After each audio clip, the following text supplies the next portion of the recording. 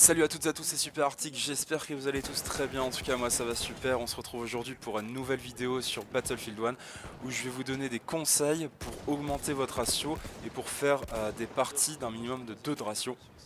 Alors je vous donne ces conseils parce que je trouve que Battlefield 1 c'est un jeu qui est un petit peu plus compliqué que les autres, en tout cas pour faire des grosses parties et des gros ratios. Après ça c'est normal, c'est un jeu qui met en avant des nouvelles armes, un nouveau gameplay, une nouvelle époque, et du coup on a besoin d'un petit temps d'adaptation. Donc voilà, rien de dramatique. Tout va se mettre dans l'ordre bientôt et on pourra fraguer et faire des énormes games comme au bon vieux temps, ne vous Non, inquiétez mais en pas. gros, non, c'est si Alors, facile. C'est en fait, donc c'est déjà que ce qui est tu prends le cheval, important pour augmenter son ratio, tu le c'est ramasses le à choix de partir la de classe. là, Et alors tu moi la continues classe sur que le je vais cheval, vous recommander, c'est la alors que classe médecin. Pourquoi la tu classe médecin? refermes la cage Parce cheval que en deux. déjà elle dispose des meilleures armes. C'est-à-dire que dans cette classe vous avez des armes qui sont efficaces à la fois à courte, à moyenne et à longue portée. Et c'est la seule classe qui a des armes qui disposent de cet avantage-là. Par exemple, avec ce type d'arme, vous allez facilement euh, euh, pouvoir gagner vos duels face à un adversaire qui a une arme automatique de classe assaut ou de classe soutien. Et ensuite de ça, elles ont aussi un avantage sur la longue portée. C'est-à-dire que avec certaines armes de la classe assaut, vous allez quasiment avoir la même précision et les mêmes dégâts, j'ai dit presque, que certaines armes de la classe Mais je éclaireur. choisis, il y a une écurie là-bas Alors qui moi m'attend. je vous ai sélectionné 3 armes que je trouve particulièrement efficaces. Ouais, c'est ça. Donc pour le moment je vais commencer par les joueurs qui ont un peu envie de rusher et voilà, qui sont assez dynamiques, qui vont vite au contact de l'adversaire. Moi je vous conseille la Seb Stadler. Alors pourquoi? Parce que déjà elle est assez puissante. Ensuite de ça, Oh non. elle a, euh, elle a beaucoup de balles dans son chargeur. Et ça c'est très important, quand on se retrouve avec plusieurs ennemis en face de soi, c'est très important. Ensuite de ça, elle a une cadence de tir assez élevée. Et, euh, Non, non, non, you one shot et jamais. elle a un temps de rechargement qui est assez faible. Et pour moi je trouve que c'est une arme très, très appréciable pour les joueurs qui aiment rentrer dans le tas. Ensuite, pour les joueurs qui sont plus, qui jouent plus tempo, pas camp, mais qui essayent un petit peu de rester à longue distance, je vous conseille 2 armes que je trouve vraiment très bonnes. Alors déjà, il y a la Serigoti que j'aime beaucoup. Donc c'est la première arme que vous jouez en étant en classe assaut. Je la trouve bien parce qu'elle est extrêmement précise, elle a une bonne cadence de tir, elle a assez de balles dans son chargeur pour tuer un ennemi à longue, très longue distance et 2 ou 3 à moyenne ou courte distance. Et ensuite, troisième arme, la Mondragon. Alors celle-ci, je l'aime particulièrement. Pourquoi? Parce que elle a la précision d'un sniper, elle a quasiment la puissance d'un sniper et elle a la cadence de tir d'une arme semi-automatique. Alors je m'explique. Avec la Mondragon, que ce soit à courte, à moyenne ou à longue distance, il va vous falloir 3 balles. C'est une arme extrêmement précise. Vous n'allez pas vraiment galérer à toucher vos adversaires et vous allez voir que ça touche très bien. En 3 balles, vous couchez n'importe quel adversaire. Et ça, c'est très appréciable. Alors ensuite, quand je vous parle ah oui, alors après ça, pour les armes secondaires, ça c'est à votre appréciation.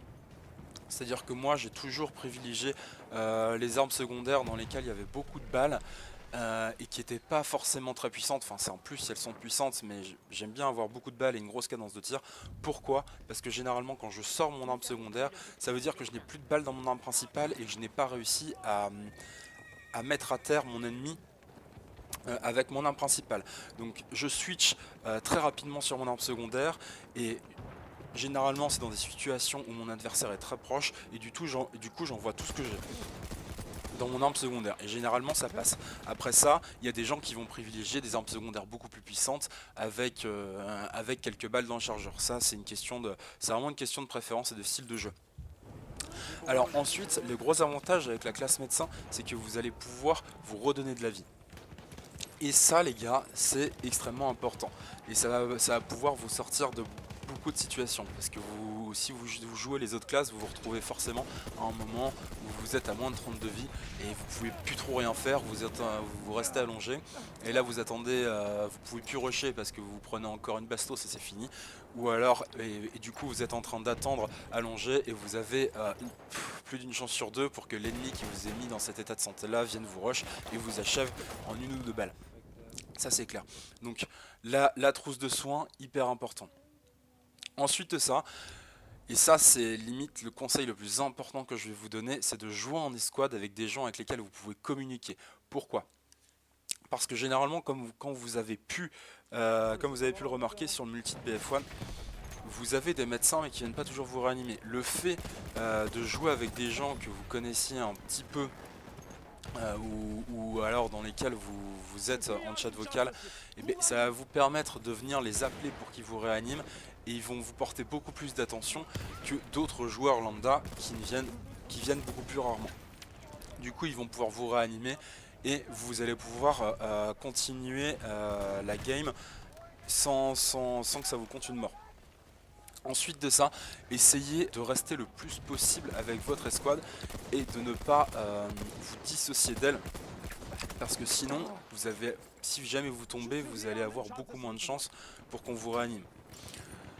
Ensuite de ça, généralement quand vous jouez en escouade, parce que vous arrivez à communiquer avec vos coéquipiers, vous avez une puissance de frappe qui est globalement supérieur que si vous jouez avec des joueurs lambda, et ça va vous permettre de vous donner des indications, de vous sortir de situations, chose qui n'est pas possible si vous jouez avec des joueurs que vous ne connaissez pas. Ensuite les gars, si vous voulez augmenter votre ratio, un point très important aussi c'est les déplacements. Il faut que vous vous déplaciez de manière intelligente. C'est-à-dire que ça sert à rien de rusher un objectif si vous voyez qu'il y a 15 types dessus et que vous êtes tout seul, c'est perdu d'avance, vous allez vous faire éclater. Donc essayez de maximiser vos chances en allant prendre des objectifs en équipe et non pas tenter des actions individuelles qui seraient perdues d'avance. Ensuite, essayez d'utiliser le décor pour vous cacher le plus possible. Alors je sais, ça semble évident, mais pas forcément pour tout le monde, parce que je vois plein de joueurs qui rushent un peu n'importe comment. Essayez toujours d'avoir des déplacements, enfin un temps de découvert qui soit court, et de vous mettre le plus rapidement à couvert derrière du décor.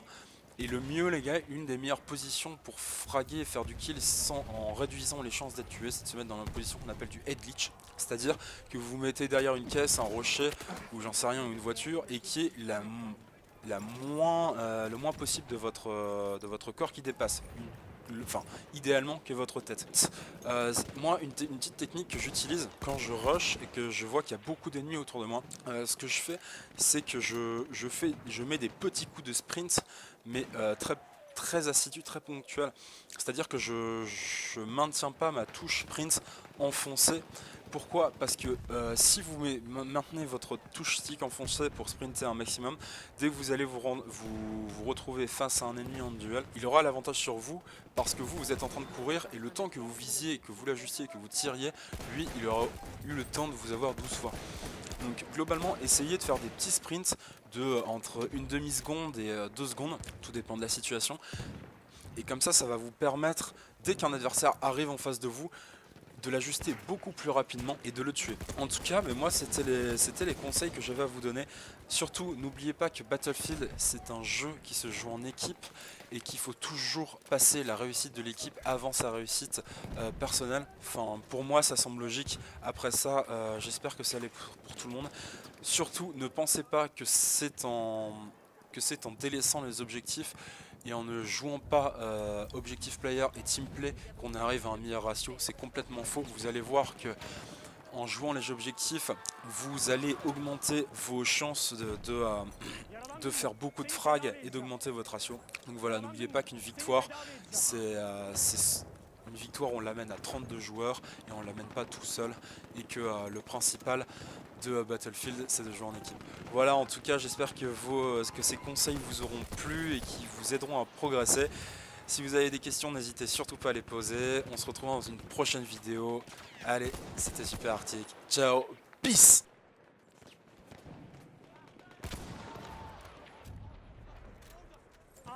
Sıhhi yardım çantası.